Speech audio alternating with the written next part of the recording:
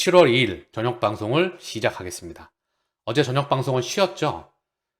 제가 어제 저녁부터 오늘 오전까지 좀 쉬어왔더니 그동안에 긴장이 수축되었던 게 이완이 되면서 상당히 좋더라고요. 좀 돌아볼 수 있는 시간을 가졌고요. 그리고 중요한 거는 다시 또 우리는 우리의 길을 걸어가야 되겠죠. 방송 때마다 제가 폭발적으로 에너지를 좀 쏟아붓잖아요. 그러다 보니까 소비가 좀 있어서 최근에는 에너지를 좀 빼고 하려고 하는데 그래도 중간중간 강조되는 말이 있으면 에너지가 들어가는 건 어쩔 수가 없나 봅니다. 그러면 같이 한번 저녁 방송 또한 달려보겠습니다. 자, 강남 가로수길에 NFT 카페 런치패드가 생겼다고 합니다. 크리에이터티브와 아티스트의 만남의 장이다. 한번 가봐야 될 것 같아요. 제가 자주 가봤던 곳인데요. 강남 가로수길에 스타트업과 크리에이터들의 만남의 장소가 생겼다. 자, 1일 어제 문을 연 NFT 카페 런치패드이다. 런치패드를 통해서 스타트업과 크리에이터, 아티스트들이 모이는 살롱 문화의 장을 만들어 보려고 한다. 자, 그러면서 이 지하 가로수 빌딩 주소가 나와 있죠? 들어가면 오른쪽에 커다란 스크린이 자리 잡고 있다고 합니다. 미술 작품과 NFT가 전시가 되고요. 런치패드는 모임이나 이벤트가 없더라도 언제든 방문할 수 있는 카페이다. 가로수길을 찾는 사람들이 자유롭게 즐기고 쉴 수 있는 곳이다. 자, 한번 가봐야 될 것 같습니다. 자, 이태원에도 이 카페 비슷하게 있는 게 하나 있으시죠? 자, 팀 드레이퍼. 비트코인 2025년 25만 달러 도달한다. 자, 비트코인의 막시멀리스트이죠.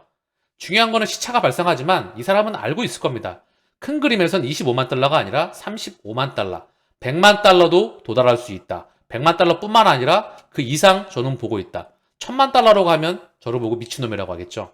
그러나 저는 그 부분을 아주 자연스러운 과정으로 받아들이고 있습니다.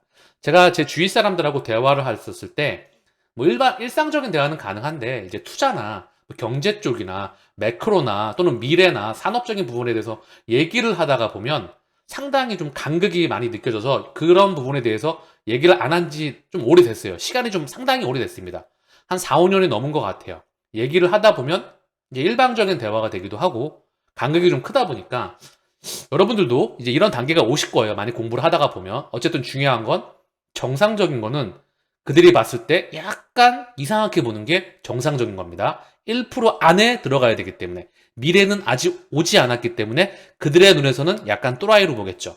그게 길을 잘 가고 있는 거라고 보시면 될 것 같아요. 팀 드레이퍼는 비트코인이 4,000달러였을 때 지금쯤이면 당시 기준 60배 오른 25만 달러에 도달할 것으로 예측했다. 지금은 겨우 7배인 3만 달러 수준에 머물고 있다. 조금 더 아마도 2년 정도는 더 기다려야 될 것 같다. 25만 달러 도달 시점을 2025년으로 변경했다. 여러분들은 언제쯤 도달할 거라고 보시나요? 저도 머지않은 시점에 도달할 거라고 생각을 합니다. 당연히 얘가 25만 달러에 가면 알트코인은 어디가 있을까요? 얘는 갈수록 기울기가 약해지죠. 그러나 알트코인의 세상은 도래하지 않았습니다. 기대감만 반영되어 있다는 거죠. 상징적으로 비트코인만 이더리움만 상승해 있죠. 그 가치가 떨어진 것 대비 고점 대비 많이 빠지지 않았어요. 타 알트코인들은 고점 대비해서 완전히 초전박살 나 있습니다. 물론 저점에서 좀 반등을 해 있습니다. 최근에. 그러나 아직 시작도 하지 않았다. 알트코인의 세상에 도래한다는 건요. 진짜 블록체인의 세상이 도래함을 의미합니다. 그리고 인공지능과 4차 산업 문명에서 결국 한 가지의 심장을 담당하는 게 바로 블록체인입니다. 거기에 심장은 뭐다? 첫 번째 세계 최고의 블록체인은 XRP 레저입니다. 전 세계 블록체인 망은 또한 연결이 되겠죠. 자, 미국 12호위. 자, 세계 최대 선물 거래소가 CME 그룹. 그리고 더불어 옵션 거래소가 12호위입니다. 결국 뿌리는 같고요. 시카고 상품 상업. 그리고 뉴욕 상품 상업 거래소. 전 세계 4대 거래소라고 합니다. 거래소를 관장하는 기득권은 같아요. 뿐만 아니라 뉴욕 증권거래소, 증시도 마찬가지고요. 나스닥도 마찬가지고요. 인터컨티넨탈 익스체인지, 그들은 뿌리가 다 하나로 연결됩니다. 미국 12호위, 현물 비트코인 ETF 관련 서류를 업데이트하였다. 감시 공유 계약 파트너로 코인베이스가 기재가 되고 있다. 다 톱니바퀴처럼 맞물려 돌아가고 있죠. 하나증권에서 그룹 계열사 인프라 활용해서 토큰 증권 시장 선점한다. 하나증권에서 상당히 자주 언급이 되고 있어요. 하나증권뿐만 아니라 국내 금융사에서도 토큰 증권에 대해서 STO에서 상당히 많이 언급되고 있죠. 자산의 토큰화, 정말 중요한 부분입니다. 미래 가치의 중심에 있습니다. 토큰 증권이 활성화되면 투자자들은 다양한 자산에 다양한 형태의 상품으로 투자할 수가 있다. 최원영 하나증권 디지털 본부장은 이같이 밝혔다. STO를 선점한다는 방침이다. 한 가지 분야에만 특화된 게 아니라 초기에는 실물 자산을 기초 자산으로 하는 안정형 상품을 출시하고 이후에는 투자자들의 반응을 보면서 웹툰, 영화, 드라마와 같은 콘텐츠 IP 상품과 증권사 IBD를 활용한 투자 계약 형태의 상품 출시를 검토할 것, 국내외 부동산 조각 투자를 진행한다. 제가 지난번에 언급을 드렸죠. 모든 자산이 토큰화가 된다. 주식, 채권, 부동산, 기타 파생 상품이 다 잘게 썰어져서 블록체인을 통해서 다시 재발행될 것입니다. 그 말은 즉 디지털로 확장을 나가는 그 과정에 있다. 인터파크 티켓에 가게 되면 대부분의 모든 것을 티켓화 시켜가지고 거래할 수 있게 돼 있죠. 뭐 항공권이건 숙박권이건 어떤 상품권이건 말입니다. 지금은 뭐 자동차 등록증, 명품, 보증서, 수집품, 예술품, 그림 이쪽으로 NFT가 활성화되어 있지만 결국 큰 부분으로 통폐합되면서 가치가 부여되게 될 것입니다. 블랙록의 레리 핑크가 모든 자산은 토큰화가 된다. 서클의 제레미 알레이가 수년 전 모든 자산의 토큰화를 언급했다는 거죠. 그러면 그 세상은 100% 온다는 것입니다. 99.9가 아니라 100%. 리플의 인사이드 아티클에 2021년 7월 7일, 지금으로부터 약 2년 전입니다. 리플의 SEC 빌라, 지금 리플의 이사회에 들어가 있죠? 토큰화된 미래를 위한 진화하는 리플 네트워크. 자, 이와 더불어서 왓소프 케이맨, 요분이라고 하는 요분의 트위터인데요. XRP 토큰화 논의가 혼란스러우십니까? XRP에 영향을 미칩니까? 자, 토큰화에 대해서 상당히 강조를 하고 있는데요. 핵심은 이거입니다. 아마도 현재 가장 강력한 가격 동인이며 토큰화된 자산의 유동성을 공급하는 것이 가장 흥미롭습니다. 자, 리플이죠. 여기 2022년 11월 18일 실제 자산을 토큰화하는 것은 블록체인 기술의 고유한 투명성과 프로그램 가능성으로 인해서 여러 산업에서 엄청난 가치가 있는 것으로 입증되었습니다. 우리는 리플 스웰 글로벌 2일차의 두 가지 사용 사례에 대해 살펴보았습니다. 자산의 토큰화에 대해서 XRP를 했죠. CBDC, NFT, 각종 토큰과 코인들, 그리고 이 부분이 연결되는 부분들, 그 과정에 여러분들은 초기 시장에 투자하고 계십니다. 도지와 XRP를 사용하여서 600개 항공사 예약이 가능하다. 자, 바이낸스와 알터너티브 에어라인, 항공편 예약 플랫폼입니다. 이 파트너십을 통해서 도지와 XRP 및 기타 암호화폐를 사용하여서 약 600개 항공사의 예약을 허용하기 위해 파트너십을 맺었다. 바이낸스 익스체인지는 바이낸스 페이 서비스를 통해서 도지 XRP 거래 플랫폼에서 지원하는 기타 디지털 통화를 이제 전 세계 약 600개 항공사에 지불하는데 사용할 수 있다고 발표했습니다. 자, 바이낸스 트위터에 지금 언급이 되고 있죠. 알터너티브 에어라인은요, 온라인 항공편 예약 플랫폼입니다. 전 세계 새로운 600개 이상의 항공사와 70개 이상의 서로 다른 암호화폐로 결제를 지원하는 온라인 항공편 예약 플랫폼 알터너티브와의 파트너십을 통해서 확장해 나간다. 여기에 따라서 에이다, 코스모스, 아발란체, 비트코인 캐시, BNB, 비트코인 다른 디지털 통화에 대한 지원도 확장할 것이다. 마틱도 들어가죠. 미국 SEC가 유가증권으로 분류한 디지털 통화까지 지원이 확대가 돼서 사업이 평소처럼 진행되고 있음을 보여준다는 점은 주목할 만하다고 언급하고 있다는 점이죠. 인프라는 꾸준히 확장해 나갈 수밖에 없다. 리플의 책임자는 크립토의 세 가지 주요 빌딩 블록을 나타냅니다. 아마존과 슬랙 졸업생. 자, 슬랙은요, 협업 메신저형 툴입니다. 자, 아마존과 슬랙 졸업생, 브랜든 베리가 세계 경제에서 디지털 자산 시스템이 수행할 수 있는 역할에 대해 설명합니다. 자, 리플의 지금 임원인 것 같아요. 아마존과 슬랙 출신인 것 같거든요. 브랜드 베리가 세계 경제에서 디지털 자산 시스템이 수행할 수 있는 역할에 대해서 설명을 하고 있습니다. 자, 법정화폐 진입에서 토큰화까지 제가 계속 강조하고 있습니다. 토큰화, 디지털 자산 시스템에 대한 리플의 책임자. 리플은 CBDC 혁신을 계속 추진하고 주요 파트너십을 획득하였다. 리플의 결제 제품 책임자인 브랜든 베리는 암호화폐와 트레디파이, 전통기술 스택 사이의 유사점을 그리고 현대 암호화폐 시스템의 구성 요소에 번호를 매깁니다. 법정화폐 진입에서 토큰화까지. 자, 이 한마디로 사실 다 이해가 끝나는 부분이죠. 디지털 자산 시스템에 대한 리플의 책임자. 자, 그러면서 피아트 법정화폐와 자산 토큰화, 커스터디 솔루션은 디지털 자산 서비스 스택의 세 가지 기둥으로 남아있다. 커스터디, 자, 보관, 예대 마진으로 현재 명면될 수가 있겠죠. 가계와 기업들로부터 예금을 받아서 대출해주는 예대 마진, 은행의 첫 번째 수익, 상업은행의 첫 번째 수익으로 남아져 있죠. 자산 토큰화, 제가 방금 전에 강조해서 언급을 드렸죠. 오늘뿐만 아니라 많은 시간을 할애해서 상당히 보고서와 함께 장문의 보고서와 시간을 많이 들여서 언급을 드렸습니다. 자산의 토큰화가 이루어지고 있다. 그게 바로 블록체인이다. 한국조폐공사의 프린터기를 보여드리면서 그게 바로 다음번 프린터기는 블록체인이다. 자, 그리고 피아트, 이 세 가지를 언급하고 있는데요. 이 교육 시리즈의 리플의 결제 책임자는 작성을 했다. 이 세 가지가 핵심이다. 자, 피아트 머니 시스템, 종이화폐 시스템이죠. 현금, 신용카드, 은행 예금에서 블록체인 기반 시스템으로 가치를 가져오는데 중요하다. 방금 전에 언급을 드렸죠. 현금, 예대마진, 그쵸? 은행 예대마진, 신용카드, 여기에서 블록체인 기반 시스템으로 블록체인 결제망입니다. 그게 바로 웹3, 전 세계 금융기관, 전통금융기관, 메가뱅크, 송금기업, 핀테크, 전산망은 다 하나로 연결이 됩니다. ISO 2002 국제표준을 기반으로 해서 스위프트 2.0, 그게 바로 XRP가 심장이라는 부분이죠. 블록체인 기반 시스템으로 가치를 가져오는 데 중요하다. 토큰화 도구를 사용하면 상품, 기금속 등을 포함하면서 다양한 종류의 자산에 대해 동일한 작업을 수행할 수 있다. 그런 다음 커스터디 솔루션은 디지털 자산의 보관을 담당하고 웹3 시대의 소유권 문제를 해결한다. 자, 가치의 실제 소유주에 대한 질문이 해결이 됩니다.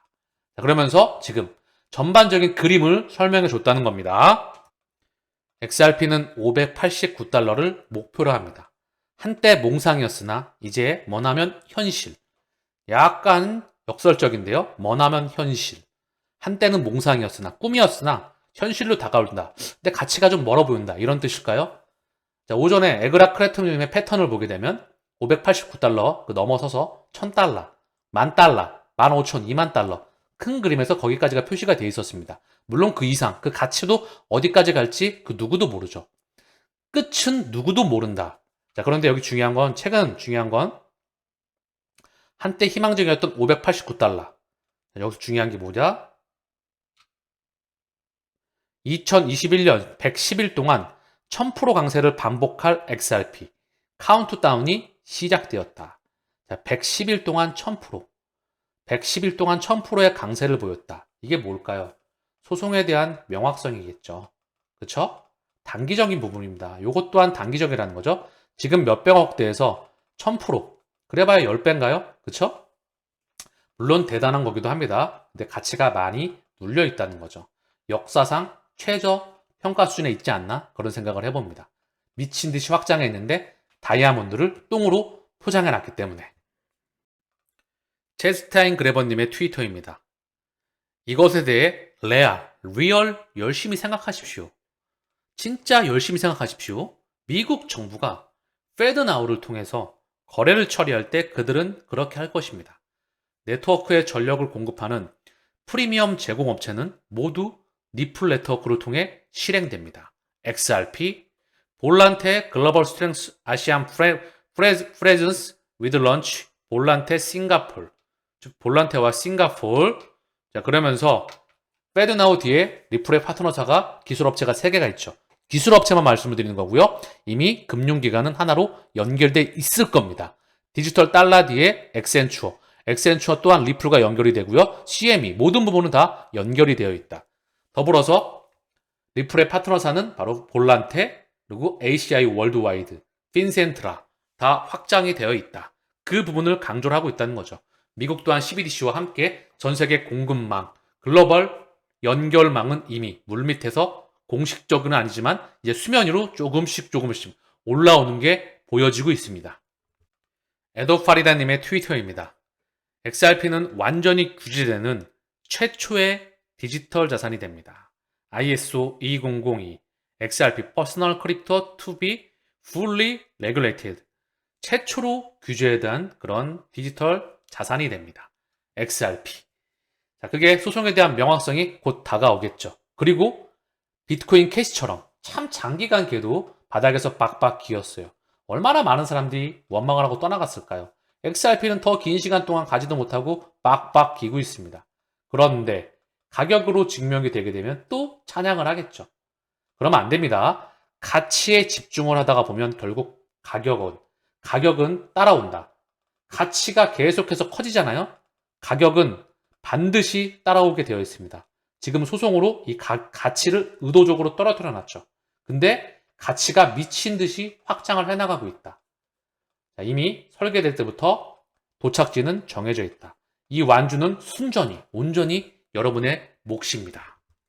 자, 세상 돌아가는 이야기 잠깐만 좀 보이시죠. 황금기만은 국내 시장 이야기입니다. 황금기 국내 증시, 국내 자산시장에서 황금기 맞은 ETF 시장, 국민 재테크 순자산 100조를 돌파하였다. 대단하죠? 국내 ETF 시장이 100조를 돌파했다는 소식입니다. 동학개미들 몰리더니 100조 돌파 ETF, 국민 재테크 됐다. 동학개미뿐만 아니라 기관들도 많이 들어오는 겁니다. 국내 도입 21년 만에 순자산 100조 311억 원, 3년 반 만에 2배 늘어 운용사 23곳 733개 상장하였다. 제가 이걸 보여드린 이유가 있죠. ETF가 상징적인 의미를 갖는다. 여기에 ETF는요, 한 가지만 담는 게 아닙니다. 여러 가지를 많이 담아요. 자, 코인 시장의 ETF는요, 비트코인 현물 ETF는 비트코인 하나만 담는다. 추후에 이더리움으로 확장하겠죠? 마찬가지입니다. 또 알트로 확장하겠죠? 마찬가지라는 거죠. 그거 하나만 담는다. 규제가 되기 시작한다. 금융기관들이 돈을 혈관을 터줬다. 자금을 쏘겠죠. 미친 듯이 말입니다. 이제 그 초기 시장이기 때문에. 통화 수화프에 이어 한국과 일본이 통화 수합, 마이너스 통장을 체결했다는 이야기입니다. 더불어서 에나풋이 외평채를 발행한다. 자, 일본 투자자 라운드 테이블에 17년 만에 부총리 주재로 열렸고 엔화 표시는 최초이다. 연내 발행한다. 일본 엔화로 한국 국제 투자에 매력 있다. 자, 경제가 다시 한국과 일본이 연결이 되고요. 리바이벌 되는 그 연장선에 있다 보셔도 될 것 같습니다. 이 외평채, 사무라이 본드, 기사 내용을 보면 사무라이 본드와는 약간 좀 차이가 있다. 좀 다른 성격의 외평채라 볼 수 있는데요. 외평채는 외국환 평형 채권입니다. 그냥 쉽게 설명을 하면은요.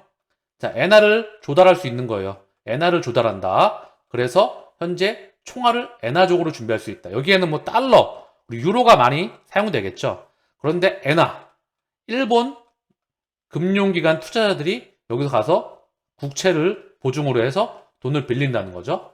이 시스템이 되는 것보다 연결이 되는 것이다. 그리 보시면 될 것 같아요. 즉, 리바이벌 되고 있는 과정의 일환이다. 현재 일본 증시가 굉장히 많이 달려나가고 있죠.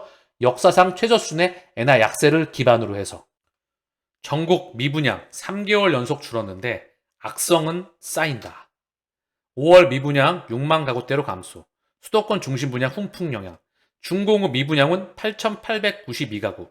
주택 인허가는 30% 급감하였다. 자, 즉 결국은 쌓여있던 거는 터지기 마련입니다. 2024년도 기준점이라고 언급을 드렸죠. 이 부분과 주택저축은행과 함께 그리고 이게 어디까지 확장해 나가는지 전 세계 경제가 흔들거리는 그 중심에 있다는 겁니다. 그 모든 게 고금리로 왔다는 거죠. 고금리는 뭐에서 왔죠? 코로나 팬데믹과 우크라이나 전쟁이 만들어 왔습니다. 그동안에는 저금리 세였었죠. 옛날에는 불과 얼마 되지 않았습니다. 옛날도 아니죠. 불과 예전에는 4저의 시대였었죠. 그쵸? 4저.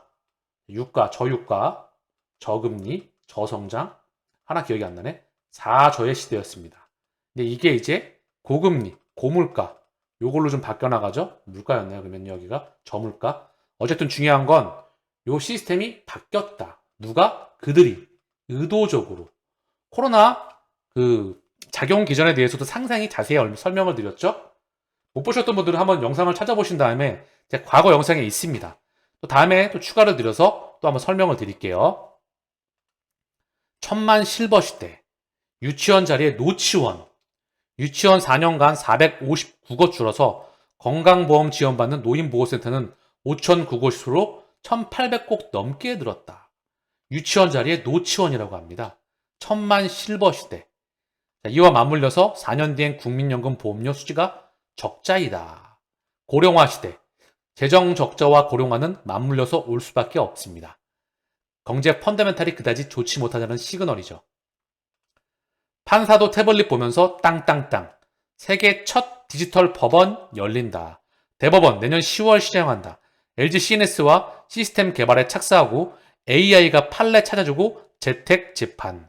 판결 속도도 빨라져 로펌도 환영한다.